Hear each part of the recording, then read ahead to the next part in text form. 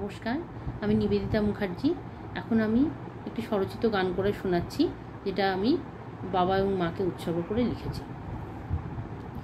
স্বর্গেতে দেবতা আছে, কর্ণে মাত্র শুনি, সাক্ষাৎ দেবতা মোর জনক জননী।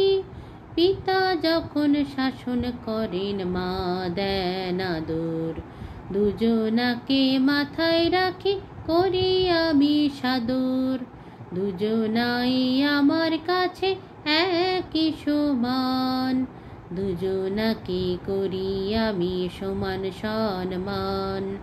সবচেয়ে কাছের মানুষ আমার এরা দুজনা, পিতা আমার যেমন আপন তেমনি আপন মা।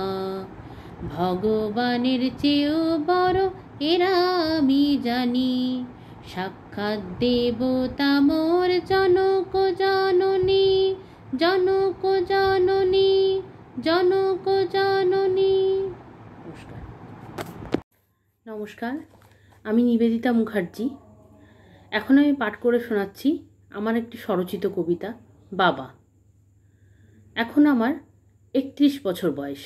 অবশ্য সেটা সারা দুনিয়ার কাছে, কিন্তু একজন আছে, আমার সবচেয়ে ভালো বন্ধু। পৃথিবীর সবাই আমাকে ছেড়ে গেলেও সে আমাকে ছেড়ে যাবে না কখনো।